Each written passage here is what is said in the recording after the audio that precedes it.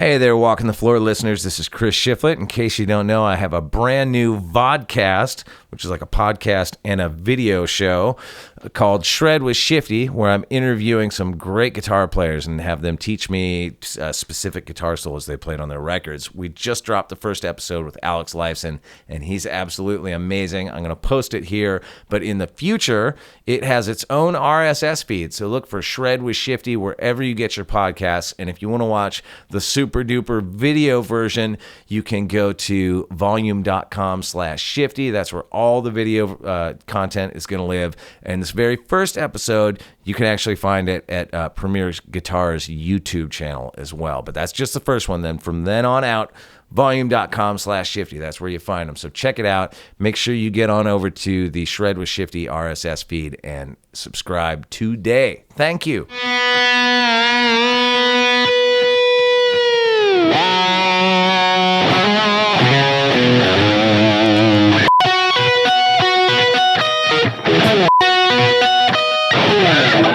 Hold on, one more.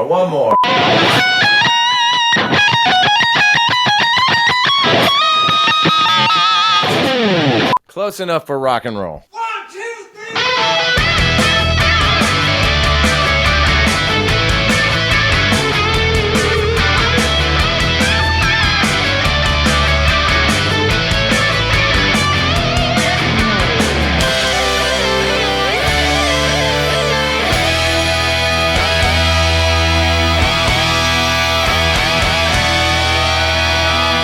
Hey there, I'm Chris Shiflett, and welcome to my brand new show, Shred with Shifty, where we learn all your favorite guitar solos from the guitar players that actually played them on the record. Okay, real quick, if you want to send me some guitar questions or make requests, hit me up on Instagram or Twitter or my TikTok or Facebook pages. And if you want to get updates on my solo releases or touring or merchandise or sign up for my Shifty's Tackle Shop newsletter, head on over to chrisshiflettmusic.com.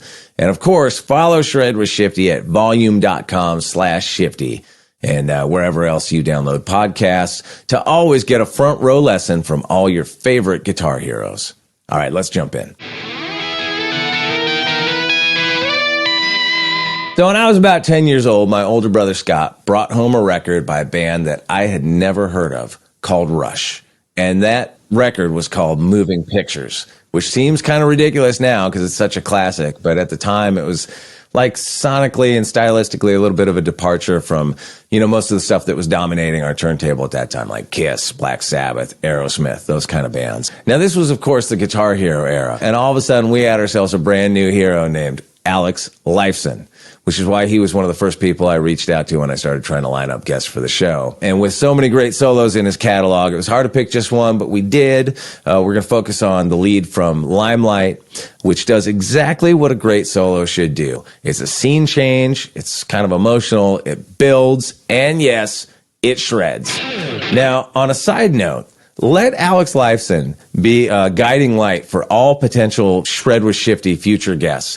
Because although I'd met him a few times here and there over the years, I never had any direct communication with him, like we weren't text pals or anything like that. But when I reached out to him to see if he would come on the show, he immediately responded with, "Sure!" ! I'd love to. There was no talk to my publicist, talk to my manager. There's no hemming and hawing, just easy breezy. Because not only is Alex Lifeson a rock legend and an incredible guitar player, but he is just a great dude, as you're going to see right here in this interview. So let's get to it. This is Alex Lifeson on Shred with Shifty. Alex, thank you so much for doing this. It is my great pleasure to be here. It's much more my pleasure, believe me. No, I think it's more mine. Where are you right now? Because that looks like either an incredibly well-organized man cave or you're at like Rush World headquarters or something. So I'm a Virgo. So this is my den. This is the studio that I built in my apartment. And as you can see, the guitars and all my analog stuff on the side here, Neve preamps, a bunch of compressors and a bunch of amps. So it's a really, really great room. We're on the 24th floor. We have a great view of the city. It's very inspiring working in here. Amazing. See, I thought that you had auctioned off all your guitar collection, but it looks like, and I can't tell what's what exactly in the background there, but that looks like some good stuff. I had 63 guitars in the auction. I think 5 came back. I thought I must have a few guitars lying around. My son has a studio. I know I had stuff there. And then I remembered that, oh yeah, there's a couple under the bed. There's one in that closet. Oh, I still have 8 in storage at the warehouse. Under the box of kimonos. Yeah, exactly. And I know I have, I don't know, 20 or 30 guitars left here. Nice. Yeah. I got to tell you, buddy, I'm a little nervous doing this interview today, and not so much because I mean, don't get me wrong, you're a huge influence of mine and a legend, but I was more thinking about it last night as I was getting ready for this. I was thinking about your fans, Rush fans, because I posted some stuff on my social media that I was going to interview you to, because I like to take some fan questions. And your fans are a different breed. They're hardcore, obsessive, know all the details type of fans. And I was like, the pressure's on, man. If I screw this up, I'm going to get raked over the coals on Twitter for sure. Yeah, we were really fortunate. Somehow we connected with our fans in such a way that they became quite dedicated to the band, and always interested in what we were doing, always opinionated on what we were doing, what they liked and what they didn't like. And it was a really strong relationship that we've always had right from the very beginning. So, and I mean, your fans are amazing as well, and not too dissimilar, although you have many more. But I don't know about that. I don't know, sir. Yeah, I've been to some of your shows. You said it was like that from the beginning. Do you feel like, I mean, obviously you picked up a lot of new fans along the way, but do you feel like over the course of your guys' career, like, were there still people coming to Rush shows, like, in the 2000s that had been there in the 70s?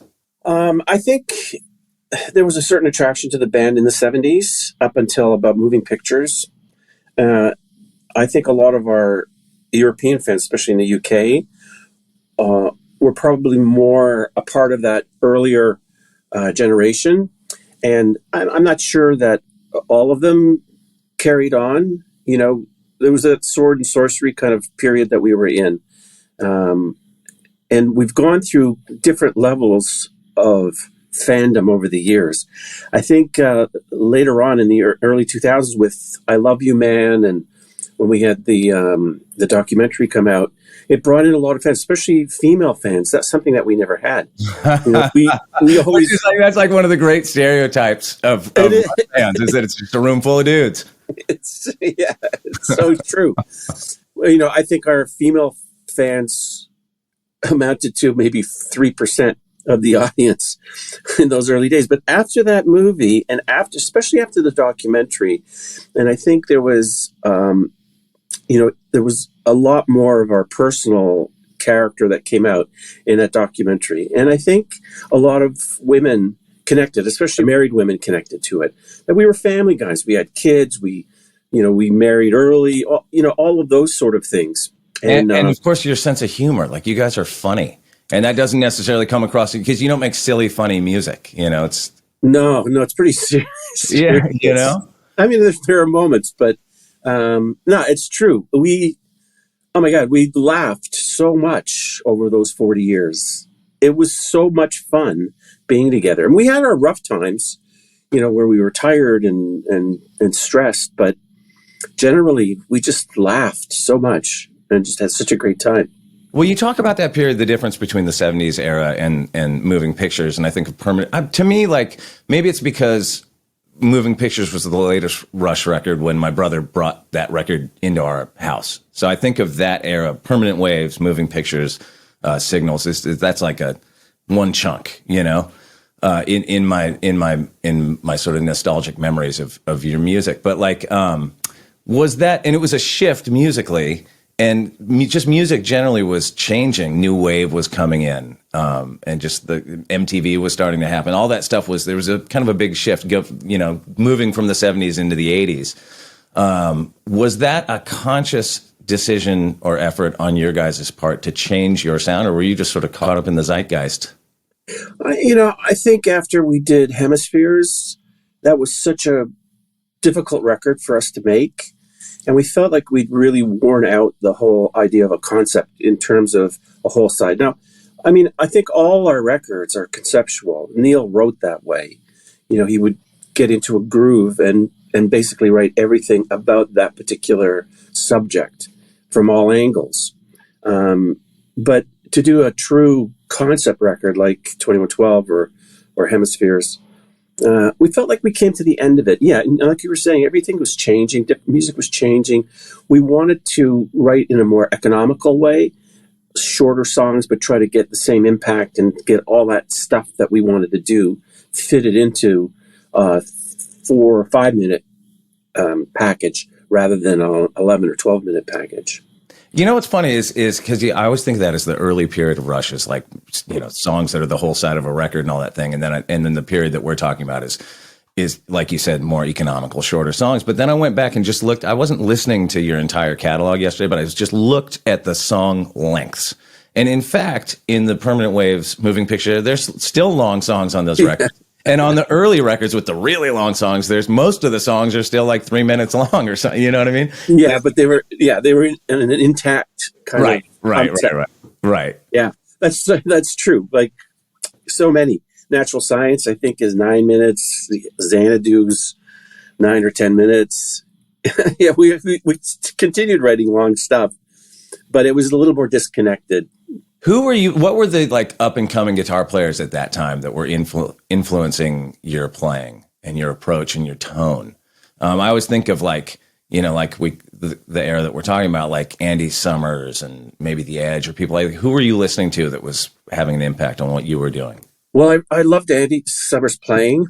Tonally, it was quite unique. It was so chorusy, but his the chordal structure and the way he took up space in those songs, in those Police songs. Sting was a pretty pedestrian bass player. He wasn't flashy or anything, and he had a very round... That's going to be the pull quote from this interview, by the way. Great bass player in that band. He did his job, for sure.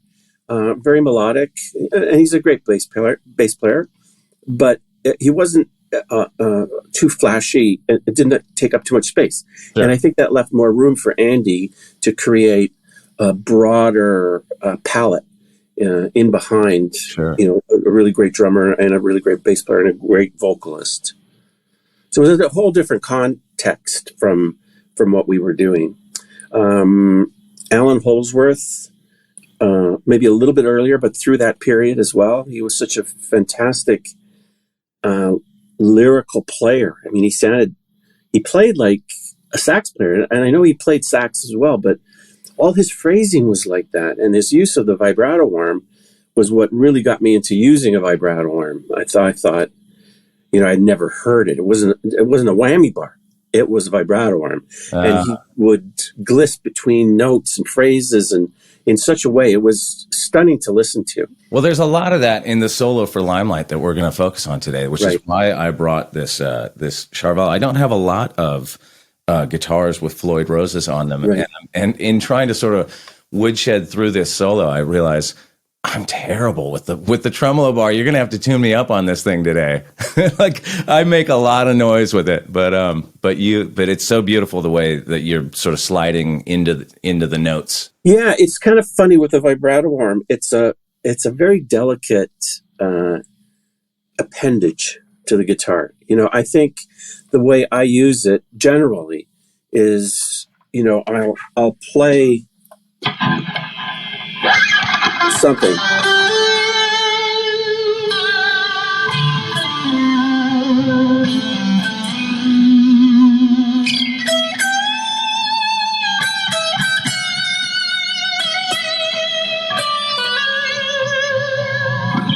So it's not so much of the... Right. Just to give it a little sizzle. It's just a little subtler thing, and it's a downward vibrato. So it's different from, you know, playing the typical.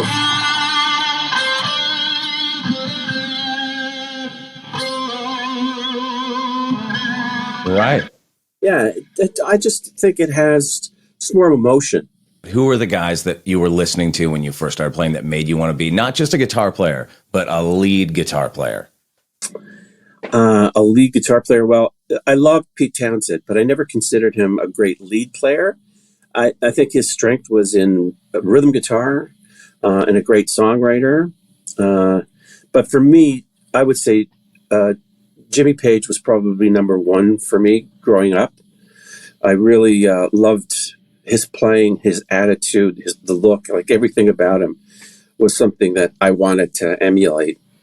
But of course, Hendrix was incredible, but I never felt like I wanted to emulate his playing. I thought he was so unique and so different and so excellent and so difficult to copy that I thought I'd just leave that one alone. But Alvin Lee back then in that time, in the early 70s. Yeah. Later on, Steve Hackett from Genesis, always loved his playing. Again, in the context of a band, he really serviced the music well as the guitarist. Was Jeff Beck an influence? Oh my God, yeah. Yeah, from the very, very beginning, from when I first started playing guitar, when he was in the Yardbirds. We used to play a few Yardbird songs when we were just starting out, when we were 13 years old. How old were you when you started playing? I was 12 years old when I got my first guitar. Which was what? 65, 66, maybe Christmas 66. What was your first guitar? So it was a Kent. It was a Kent acoustic guitar, like a steel string acoustic. It was awful. The strings were about 3 inches above the neck. You had to really want to play that thing. Yeah, you had to. And my parents bought it for me for Christmas for $10. So it was a pretty cheap guitar. Now, granted, it was back in the 60s, and things were cheaper, but even by those standards, it was a really cheap guitar. So, and then I got for Christmas in 1967, I don't know, can you see that one back here in the corner? Can you see that red one? Yeah. It's a Kenora. I had it refinished recently. So were you like a real like serious guitar student? Were you disciplined when you were learning how to play? I recall in those very early days playing a lot. When I came home from school, I always played. I loved playing and I loved learning songs, and that was always a challenge, learning songs, because I couldn't read music. I could read music. I was taking viola in high school, but not that way. And I just learned by ear. But I think when we started the band and started getting a little more serious about playing and practicing and rehearsing, then I couldn't stop playing. I would come home from school and I would just pick up my guitar, play till dinner, have dinner, and then play until I went to sleep at 11 o'clock every day. I couldn't get enough. So, do you remember the moment you learned your first like lead guitar lick? Like the moment you went from I'm playing cowboy chords to like, Chuck Berry stuff or whatever it was? I don't know if I can remember the first time I actually learned a guitar solo, but I do recall figuring out a solo and finally learning it well enough to play it all the way through. And that was a solo from Spoonful for Cream from the first album. And it's a long solo, but I had it on, my sister's record player. She had one of those little record players. And I just put the record on and played it over and over and played along. Sometimes I put the speed down a little bit and try to listen to the more closely to the structure. But I recall playing it for a friend of mine who came over, and I played it without making a mistake. Well, I think that's the way I remember it. Anyways, but it was like it happened yesterday. I mean, I can feel the room, and it was sunny, and it was a summer day, and it was in the late afternoon. Like everything I remember about it, the green couch that my parents had in that TV room, sitting there by the record. The world shifted on its axis a little bit. Well, you know what it's like with guitar. You get to a level, and it seems like you stay at that level forever. This is when you're beginning, forever and ever, and then suddenly you go up a notch. And it just happens. And then you're on that level forever and ever and ever. And then you go up another notch. It's a very gradual process, I think, for you to develop your skills and your confidence more than anything. I've never felt super confident in my playing. I always felt like I could be better than I was. Sure. And I think that's a good thing. It forces you to work harder at it. But I've always been a little insecure about my playing. And I feel... Even through the years of, like, once you were a successful musician that people worshipped and looked up to and copied your style? Yeah, even more so. I just felt like I'd hear somebody and go, fuck, that guy can really play. You know, and it drove me to try harder and harder and harder. And I think that's all a good thing. I think now, in my grand old age, I try to play pretty much every day. And I play a lot of acoustic now. I don't play as much electric as I used to. I just love playing with alt tunings and goofing around with acoustics and capos and things like that. And I feel like I'm more myself. I'm more of the guitar player I think I am, even though I'm slowed down. I don't play as fast. I don't play that kind of stuff very much anymore. Yeah, I think that's a funny thing when you listen back to old recordings. I was listening to a demo my band in high school made not too long ago, and I think across the board I'm a much better guitar player now. That was a long time ago, but I couldn't even begin to play what I was playing back then. It was so fast. Yeah, well, that was the thing then too. Who's Sure. just the fastest gun in town? Yeah, and a lot of the players, like Alvin Lee, for example, it was just pure speed. So that set a standard, and you tried to get up to that standard without faking it or fluffing through it. The right hand gets going really fast, and it sounds like the left hand is as fast. right. It generally isn't. You learn some of those tricks, like, well, you don't actually have to pick every note. You just pick every other one. And it's just, I think the great breakthrough for me was realizing at a certain point, because I know exactly what you mean about that feeling of insecurity about, you see other guitar players and you're like, God, that guy's the real deal. I'm not the real deal. That's the real deal, Yeah. But you eventually realize that, like, most casual music fans don't know or care, because it's not like they're not judging it on that. You know what I mean? It's like it's an emotional reaction. Yeah. Like a lot of times people ask me, every show must be so great. And the reality is that on a tour of maybe 80 dates, there are 2 or 3 shows that you would say, that was a really good show. We really nailed it that night. All those other nights, they're good, but there was something that, didn't feel quite right, or it wasn't quite in the pocket, all 3 of us, or there was a train wreck at some point. And we had some massive train wrecks. 'Cause with our music, if you got lost, boy, it was hard to get back. And Neil's monitors were all drums. He had a little bit of vocal and a touch of bass, I think. I don't think he had any guitar in his monitors. That's the most drummer thing I've ever heard. Isn't it? I know, they're all like that. The difference between your live rig in 1978 and 1998 must have been extreme. Oh, definitely. Yeah. And we were always sort of on the cutting edge of technology. We were totally into it. We wanted to get the new best stuff, or at least work with it, try it out. Did that lead to like some of the like fail moments that you're talking about, like something going wrong?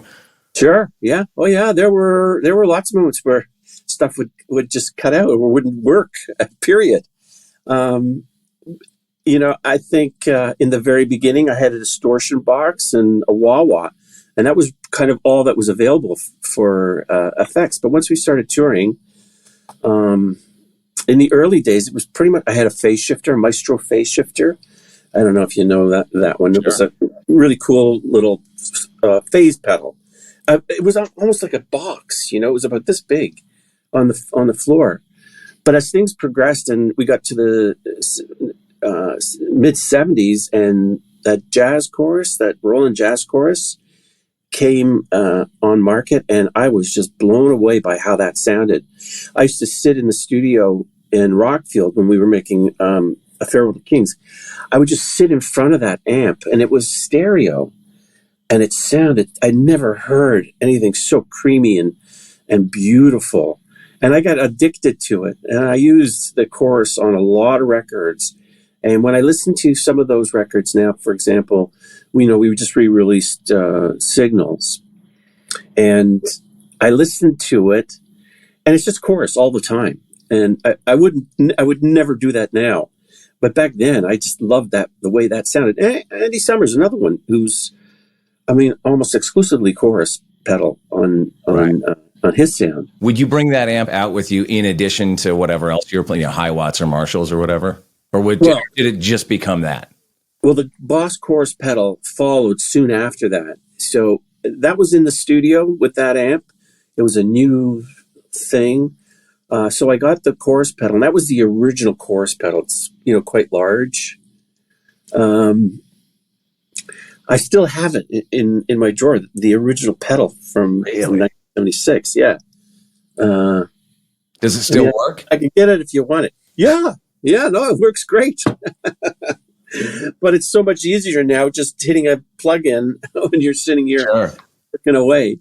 But, and then after that, all of those digital delays and every multi-effects unit in the world came out, and now I had a rack that was very complicated and but fun. And I loved it, looking back at it when we were on stage and seeing all those little flashing lights in a dark stage was pretty cool. It's like Battlestar Galactica or something. Exactly. Yeah. Exactly. I feel like all guitar players have what I think of as your guitar store lick. Like when you pick up a guitar you've never played before, you have no idea how the neck feels or the action or anything. Like you have like a couple of things that we all do to sort of test it out, see how it feels in your hands. Do you have one of those that you could demo for us?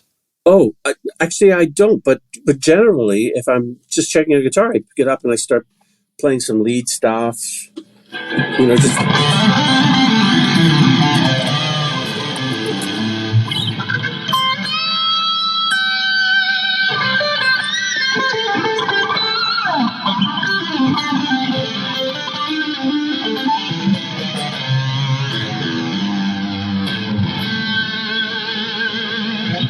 Or this. Oh, there it is. There it is.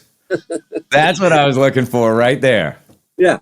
And just to hear the sustain on an E chord.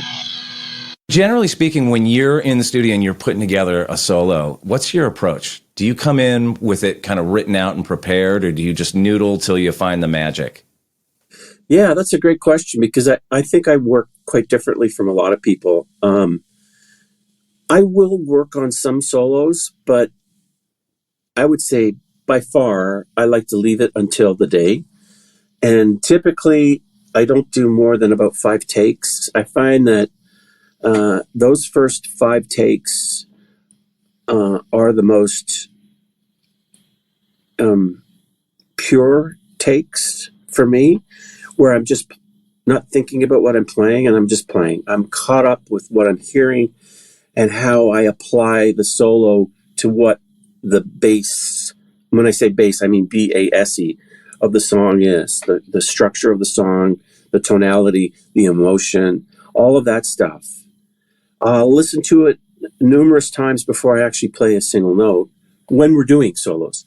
And then I'll do those 5 takes, and I find after that, I start repeating myself. And I know part of it is trying to find a structure and develop a structure, but at the same time, I just get bored with it. I'm impulsive when it comes to that sort of thing. Geddy's the opposite. He really has to hear everything wrong before he knows it's right. So he'll spend hours and hours and hours doing stuff. I like to spend minutes doing stuff. And this solo, for example, for Limelight, if my recollection is correct, it was about 5 or 6 takes that we did for that. Then Terry and Ged, they'd kick me out of the room, and they would do a comp of those solos. And I wouldn't come back in the room until they were ready and they said, to come back in. And generally, I would say that I was happy with how they perceived the solo and how they fitted the parts. Geddy and I are super, super, super close. We've worked together for so long, and we've been best friends for forever. I don't know, 50 years, more than 50 years, 55 years. Did that ever create odd moments in solos where they comp something together that's like super unnatural as a guitar player, and then you have to go out and do it live for the rest of your life? Always. It was always, but then it was a challenge because I had to learn that solo. And I think, well, I played those parts, so right. I'll be able to do them again. It's just how you put them together. Like from here to here in the space of a millisecond is a tough reach, But, and this solo was one of those. This has, it has a lot of really languid kind of movement and bends and pulls and drops and notes that come in and creep up. And when I first heard the comp, I thought, well, they really got all the stuff that I liked. I can't really remember what was left over from those solos, but I was very happy with the structure and how they heard it and put it together, because it really reflects the emotional character of the song, of being disconnected and living a life that's on a stage and kind of fake and not real and demands that kind of celebrity that takes from you. The solo, I really wanted to echo that feeling and that sense of loneliness. Well, it's really interesting you say that, because it's such a dramatic scene change within the song. With the rhythm guitar completely drops out. It gets real lonely. Yeah, it's a real mood shifter, that one. And I think it fulfilled everything that I wanted out of it. And most of the solos that I've done, I feel pretty confident that I nailed what my expectations. Not always. Some are just crazy playing and fills the void. And those solos really stand out to me. I can't name any right now, but what, like Analog Kid, where it's just fast and crazy?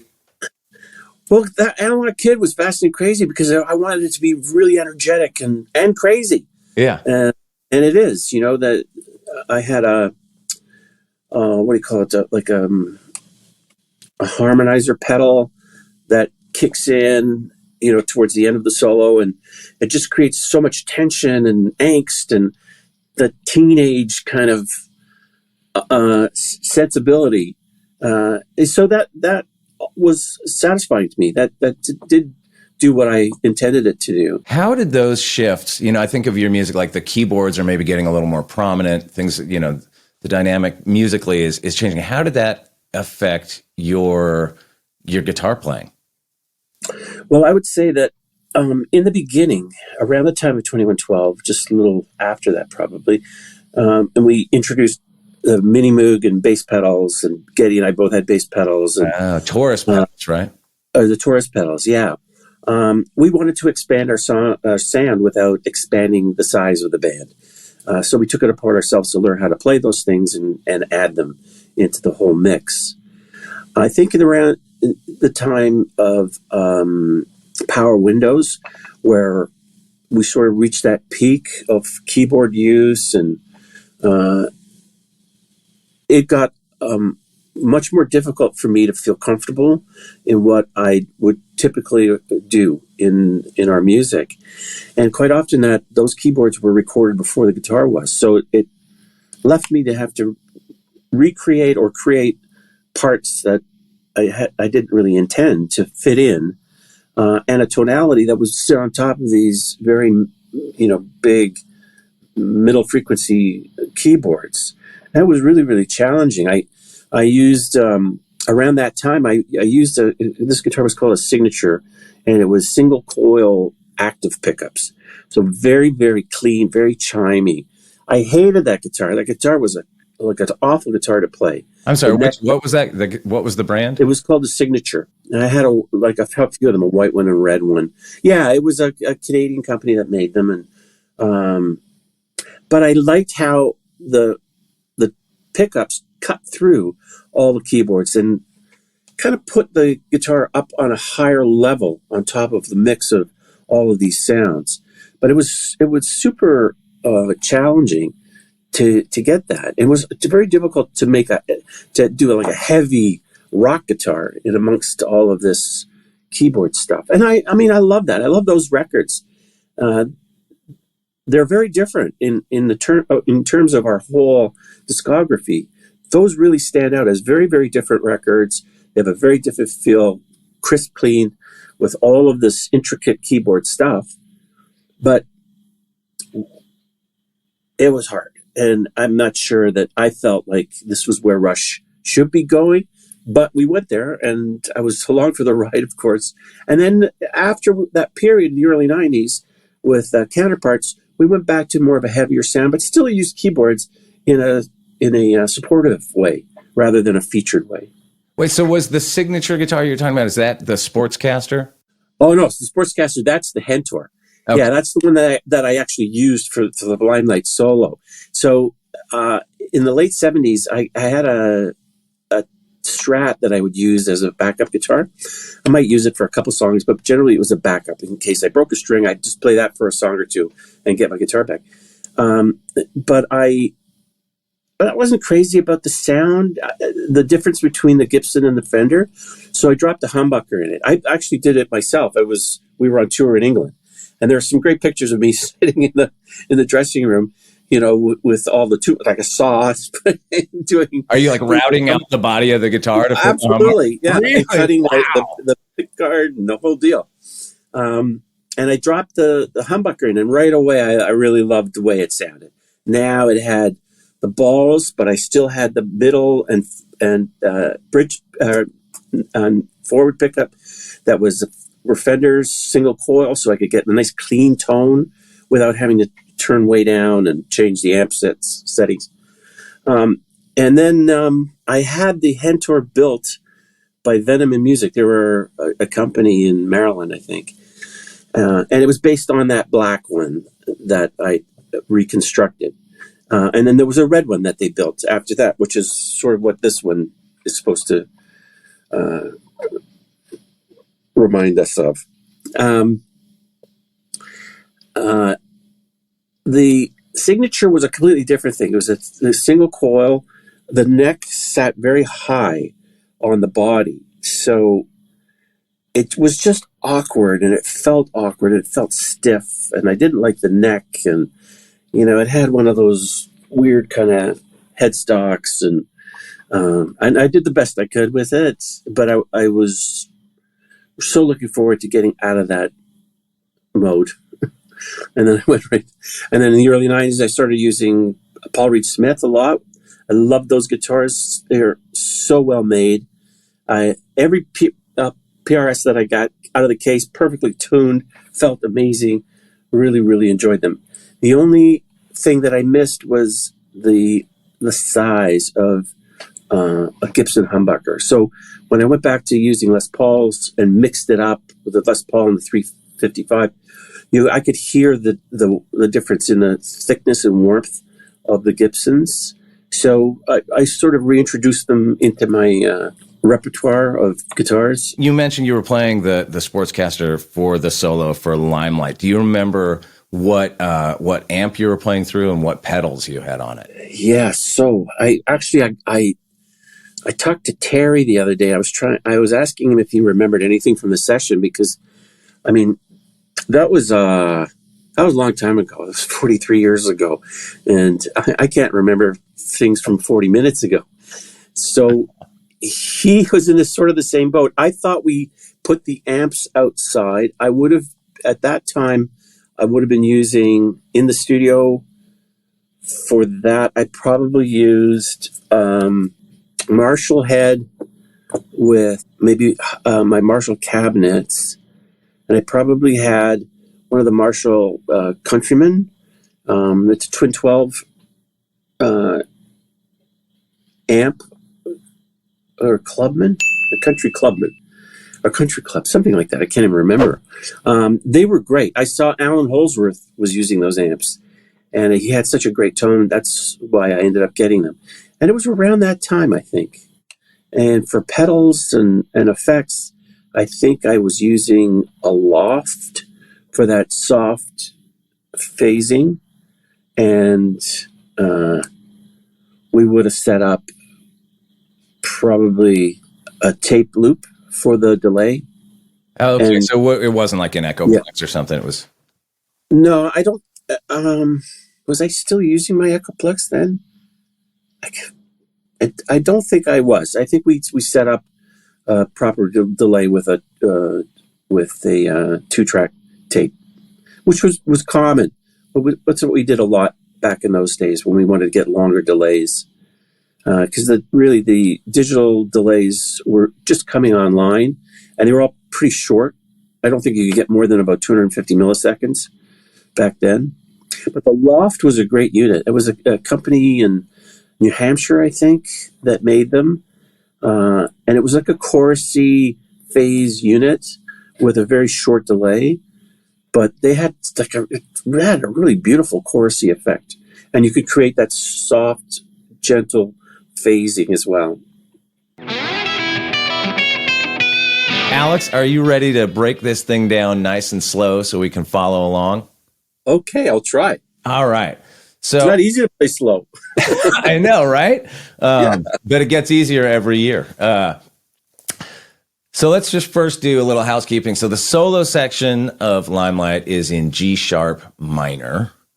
Can we talk about, before we even get into the solo itself, can we just talk about the chords in the song? Because I feel like this is like a signature thing of yours. Some of these chords in strange shapes with drone notes ringing out. Yeah. One of these in particular, I don't think I've ever seen anybody else do. Okay, so there's like these kind of things where you're doing like a bar chord, but you're letting the high E and the B ring out. But it's that G sharp, like what are we even calling this? G sharp minor thing that you've. Like, where does that stuff come from? How did you come up with that? Were there other players that you had listened to before that influenced that, or did you come up with that on your own? I don't know. I'm always looking for something different, and I would just try different chords, different positions, and see what came up. And that was one of those. I mean, that's kind of an Andy Summers chord. You know, the thing that I love about those kind of chords is to like the casual listener, it just sounds like a song. But when you dive into it and start to try to figure it out, you realize, wait, I'm not doing that right. And then you have to like look into the granular stuff, and you realize, oh wait, there's a lot more going on there than you just pick up on initially. Yeah, isn't that sort of the goal when you're writing stuff? To make it sound simple, but it's actually more complicated. And when you sit down to try to learn it, you realize that, it's not what I thought it was. And for me, having all those open strings in a lot of my chords not only created more sound to fill in the gaps, because Geddy and Neil were very active, fast players. They were so active all the time. Somebody had to hold the fort. And it sort of came to me, and that was fine because I like to get into effects and all of that. And playing those kind of chords where they're open goes a long way. Right. And then with the chorus and all of that other stuff.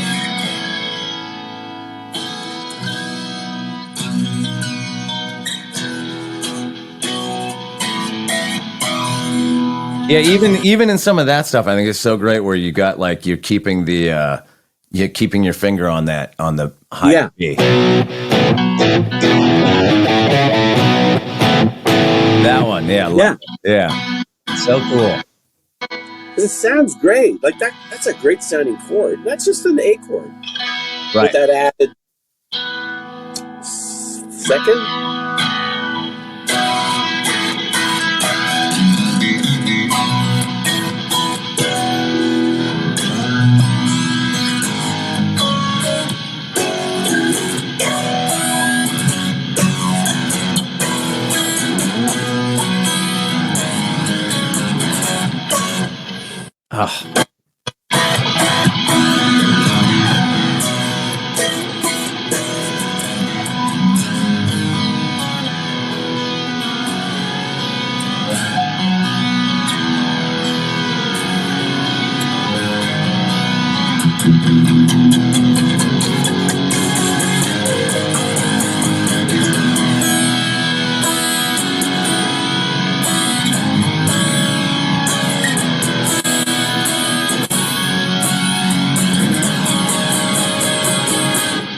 Yes, which brings us perfectly to the beginning of the solo. Right. So when this thing kicks in, so like we said, great scene change. Now it's just you're just playing against bass and drums and some keyboard pads. Is it when that first B of the solo comes in? Is that an open B string? Yes. So it's so I just tap the 12th fret.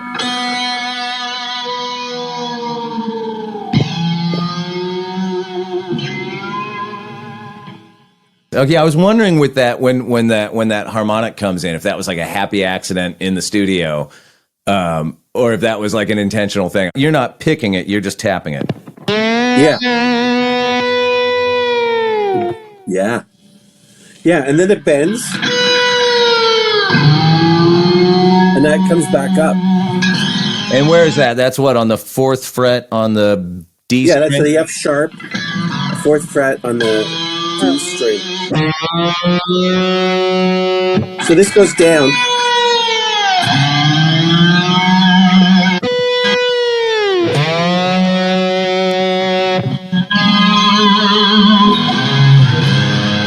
So now those ones you're sliding into, is that right? So you're not doing like starting with the bar down. It's not that. It's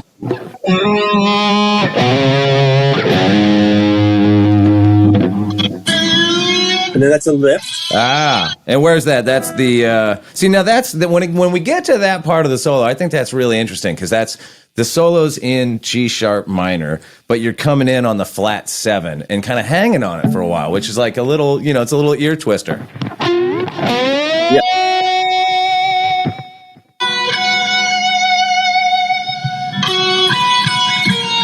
So you've got the F sharp.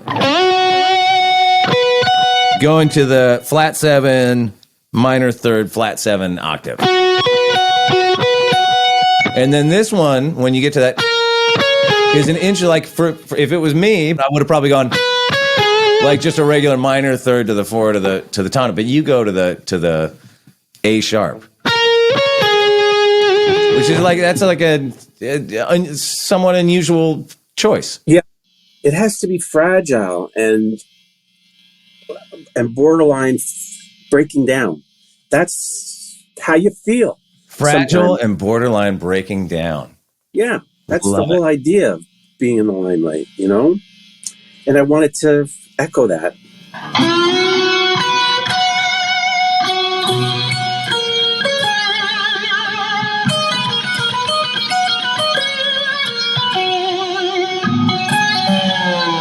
Okay. Hold on. Now I feel like we're rushing through. We got to slow this down for the people. All right.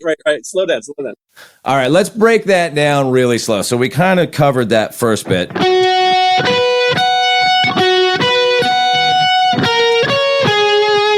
But with this next part, just do that nice and slow for me. That is tricky, and it's kind of flying by.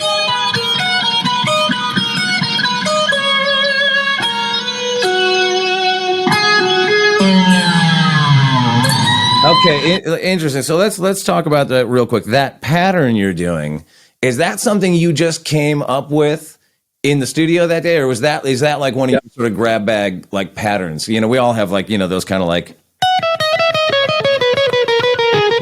patterns that we do in leads, but that one's a little tricky and hard to kind of do up at tempo.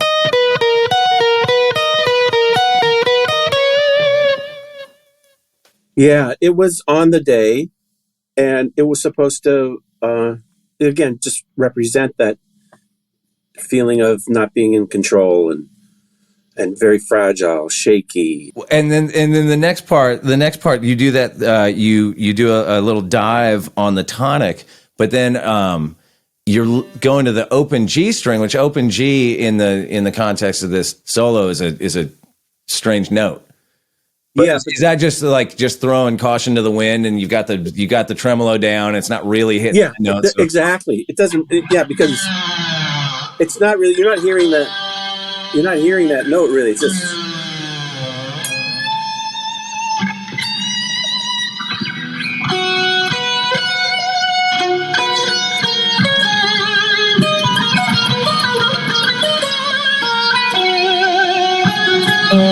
I was playing that wrong. I was going. Yeah, you don't actually go down with the tremolo until you finish the phrase. Ah. Yeah. Yes. I love that. I'm gonna bring this thing on tour, man. I'm gonna do that every night.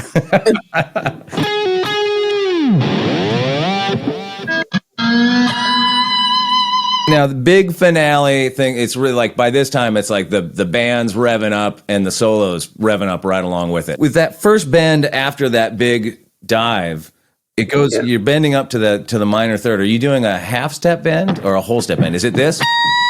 Or is it? Let's see.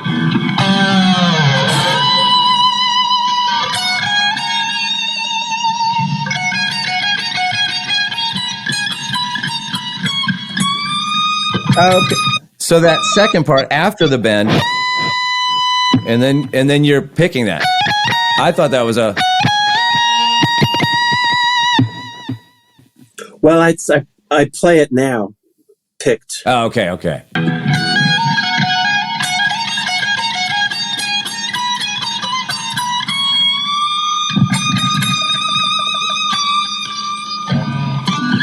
All right, so let's look at that last picking part, because what is that like? How are you fingering that? I think I know is the pattern.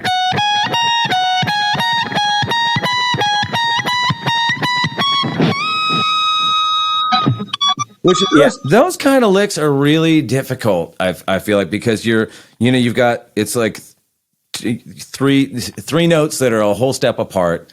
And then when you shift up to the next one, it's a whole step and a half step. Like anytime you go between those shapes, I always fumble it. So how do you approach that? How do you finger that? Moving between those two. Yeah, well, that's a common thing for me. A lot of my solos will have that sort of climb up high just to finish, to resolve the solo. And that's how I use that particular phrasing. Just a feeling of desperation as you're climbing up and sort of grabbing that last note, your last word, kind of thing. Are you using the same fingers for those? For that, or are you changing? So you did your first three fingers. So.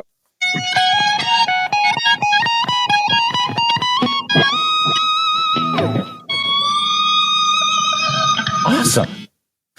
I love it. And then I love the way that note trails off, and then those beautiful chords come back in. Yeah. So in the studio, what we did was Terry created a loop again on a Revox, actually on a smaller 2-track, and created a loop so that would carry on. That high note would just keep singing, so that I could start doing the chords under the clean chords underneath.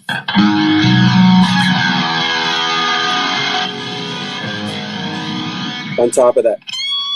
Now, I love when those chords kick in. Am I hearing that right? That that you're, once you get to the E, even though it's hanging on the E, are you moving to that F sharp a little ahead of it so that you get that, like, you know what I mean?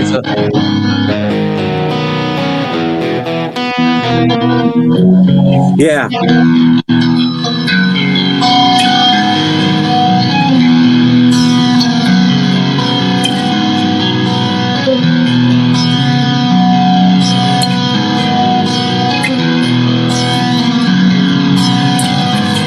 Okay, so one time, nice and slow for the listener at home to really focus on your fingers and really pick up the subtle nuances of what you're doing. Will you be so kind as to play the whole solo?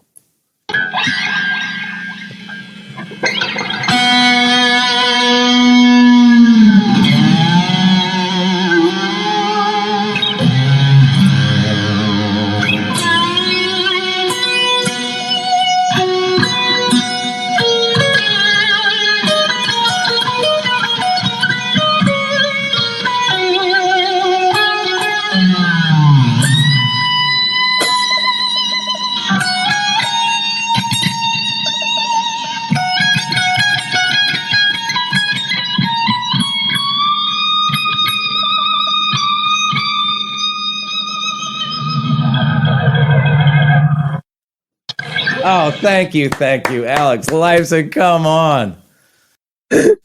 Like what you just did, this is exactly why I started this show. This is perfect. Amazing. Hey, listen, do you have time to take a few fan questions? Because like I said, I posted I posted yesterday on my social media stuff and that I was going to interview you, and there was a lot of responses. So Carrie Raw asked, what's the worst gear failure mishap that you've ever had? I'm assuming that means live. Yeah. Well, one that stands out, certainly, we were playing in England. We were playing a gig in Sheffield. It was our first tour in the UK, and when we booked that tour, nobody thought we could sell any tickets, and the promoter wasn't sure if he should bring us over, and he announced the dates. He didn't want to do too many dates because he was afraid of losing too much money. And the tour sold out in no time. It wasn't big. Those are small venues, 2,000 seats, give or take. So we're playing Sheffield. It's the first night. We're all excited and jazzed up for a new crowd. And I had a pedal that was a parametric. It was a Maestro parametric pedal. So it just added some EQ at the front end. Before it went into, and it was prone to cut out. And we were playing Finding My Way. And, Finding My Way is like, and there was nothing. The thing cut out. From Toronto, Canada, Rush! Oh, is that where you get the evil eye from Getty? Oh, yeah, no, they look away. Yeah, they don't want any, but they're not helping. They don't want any part of it. You're sinking all on your own. I mean, just as an aside of that, like, how great is that feeling when you're first starting touring and you go somewhere so far away from home and a whole room full of people show up to see you? Oh, it was amazing. It's an amazing feeling that we loved so many bands from the UK, respected so many bands. And to go there and into the cradle of where we learned to play was really, really super special, even though they were relatively small gigs. But they were incredibly in tune, they really listened to what we were playing. It wasn't just getting messed up and, yeah, that's cool, man. These people were listening, and then at the end of a song, they'd go crazy, and it was just the perfect audience. And the European audience is very much like that, I think. Yeah, UK in particular, that is a particularly rabid fan. Yeah. Christian Buckner wants to know wants me to ask you about your relationship with the chorus effect and thoughts, which we covered, but and thoughts on it coming back in fashion now. The chorus is back, baby. I feel like it's been back for a while. Yeah, I think so too. I don't know if it ever really went away, but I became really reliant on it because I just loved it. I loved how it sounded and what it did in terms of a band. I think I loved it so much that I overused it for a long time. In retrospect, this is what I think. Yeah, he had an intervention like as Alex. On a number of occasions, he said, "Why don't you just try playing without it? Just see what it's like." And I was like, "Are you crazy? That's impossible. Why would I do that? What are you talking about, man?" All right, Rich Blummel This is a hard-hitting question, Alex. Are you ready for this? In the 1980s, Alex often had a button on his guitar strap that appeared to be a photograph of somebody. Who was on that button? That could have been my I Love Geddy Lee button. Somebody threw up a button that had Ged's face, and it says, I love Geddy Lee. And I wore that for a couple of years, I think. and did he tell you to take that off when he told you to put down the chorus pedal? No, I think he kind of liked that part. Maybe not the chorus pedal so much, but he liked the button. Or it could have been Henry from Eraserhead. Ah, yeah, that's a good 80s reference. One last question, and there's actually a lot of people brought this up in the comments.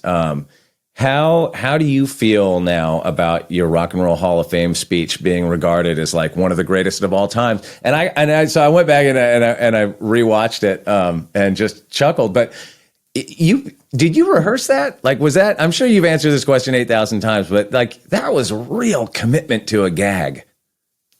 Well, if you've just watched it, I do pull out my actual speech at one point in that speech.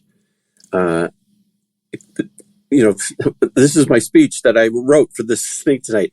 And I didn't commit to it until I was walking up on the stage. And, Neil had given an eloquent speech. Geddy had given a great fan speech. And I thought, what else can I say? My speech was sort of along the lines, the same thing. Why do I want to repeat it? And also, the main impetus was sitting there in the audience listening to all the other speeches. And they just kind of droned and went on and on. And I was like, blah, blah, blah. Oh, my God, blah, blah, blah. What a great idea. That's what I'm going to do. And I leaned over to Charlene and I said, you know what I'm going to do? I'm not going to do my speech. I'm going to do blah, blah, blah. Isn't that great? And she said, you're going to do blah, blah, blah. That's what you're going to do here. That's what you're going to do. Blah, blah, blah. Yeah, maybe. You think so? It seemed like the Monty Python influence was really coming out.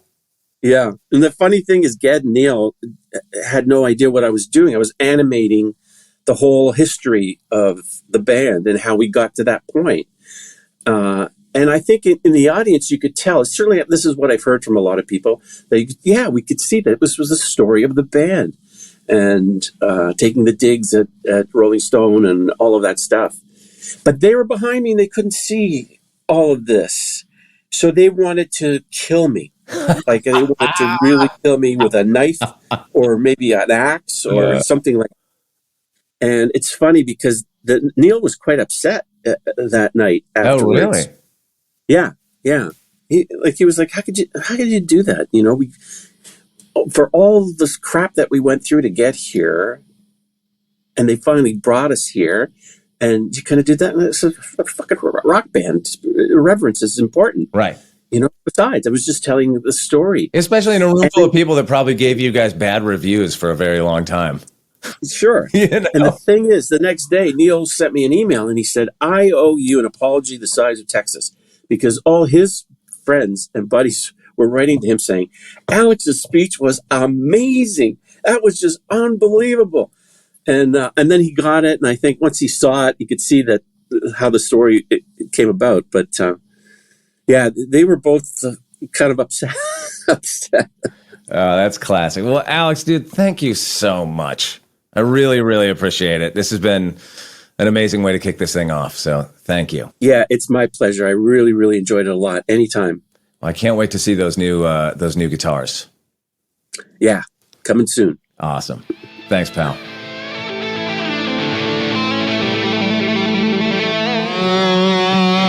Oh, yeah. How great was Alex Lifeson on Shred with Shifty? I'm going to go woodshed on that tune for a little while till I get it right. Why don't you do the same at home? And when you have it, post a video of yourself playing it and hashtag Shred with Shifty, and we might just use it in a show down the road.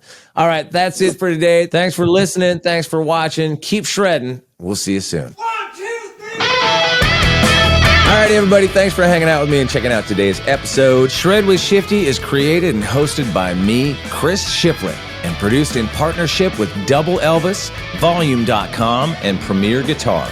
If you're digging the show, make sure you hit that follow or subscribe button so you get our new episodes when they come out every other week. Volume.com is a free platform with live stream performances, concert broadcasts, and a video archive that includes performances by Brothers Osborne, Stone Temple Pilots, Dierks Bentley, Weezer, and more. Shred with Shifty is produced by Jason Shadrick. Our executive producers are Brady Sadler and Jake Brennan for Double Elvis. Engineering support by Matt Tahaney and Matt Bowden. Our video editors are Dan DeStefano and Trevor Bowman. Special thanks to Chris Peterson, Greg Necron, and the entire Volume.com crew. Adios, amigos.